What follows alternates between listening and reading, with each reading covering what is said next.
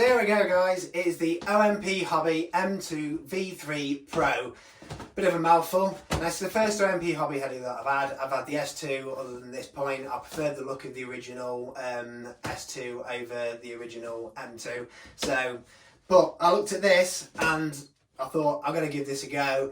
I thought good things about it. It was released in June of this year, so I'm a little bit late to the party. But anyway, let's get this unwrapped and we'll see what we got in the box. So I've taken the sleeve off. Now, pretty similar to the Goose Guy design with the box. I don't know which one came first, but there's the Goose Guy one there, the OMP one. Now, I do actually prefer the Goose Guy boxes. It just feels a little bit more dense. This one's a little bit squidgier. I'm hoping it will take the same beating. These don't look like much, but they do last. They are very durable. Anyway, right. So let's open the box. So what we've got in here, we have the OMP Flight System Quick Start Guide, which tells you everything you need to know how to set it up and bind it. We've got a little bag of bits there. We've got some cable ties, some servo horns and some pitch links. And we have got the 750 milliamp LiPo battery there. Right, now onto the good bit. Let's get this box out of the way. Now, they're claiming that this model is 25 grams lighter, which will equate to 20 to 25% extra flight time. Now, we'll have to test that. We know what these manufacturers are like at guessing stuff like this. Now, very interestingly, we have a carbon tail boom on it. You don't usually get them on this size helicopter. Now, I know the S2 has an aluminium one, and it does actually take a whack. If you crash, it doesn't always happen where you break the boom. Sometimes you just bend and you can just bend it back and carry on flying. So it'd be interesting to see. Obviously, we're not going to be able to bend carbon fibre, but I wonder if it's actually going to be any stronger.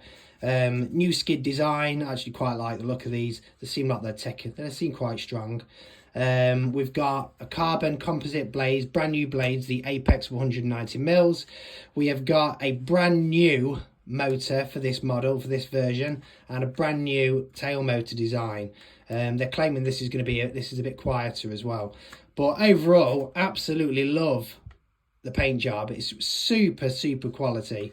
The canopy is, it's quite solid really. I'd expect it to be thinner than this, but it's actually quite good. A little bit of overspray on the inside there, but to be expected.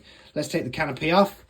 Now, I have actually taken the liberty of putting the DSMX satellite receiver on there. So there's my DSMX sat on there because I'm running on the Spektrum NX8. I will be upgrading to IX14 soon, but here we go. Right, so I've bound it all up. Now, if you want to know how to bind the Spektrum receiver, just send me a link in the comments below and I'll be happy to talk you through how to set it up on Spektrum. But it's a very simple process. Right, so what have we got? We've got fixed links here and adjustable turnbuckles here, which is fantastic. Overall, quite impressed with the build quality. I love the tail fin design there. So, right, I'm just going to put the canopy back on.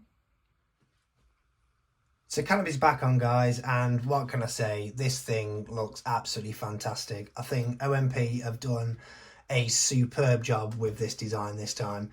I wasn't a huge fan of the original M2. I didn't like the shape of it. I preferred the look of the Goose Guys, and I absolutely love Goose Guys. I've had the S1, the S2, I've got the RS5 now, and they are absolutely superb, so it would have seemed right to get the S2 Ultra, but I wasn't too bothered about the rotor flight on their new flight controller, and I actually preferred the look of this canopy. I like the closed front on this. I just think the whole shape of it is fantastic. And also, I don't know if you can see, but these back sections, these back supports, have got like a slight curve in the carbon. I think that just looks wicked. You don't see that very often.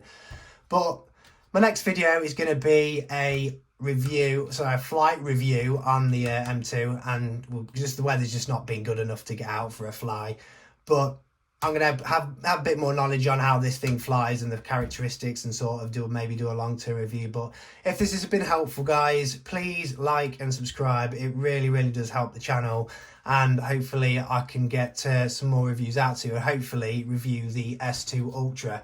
But as always, thanks again, guys, and take care.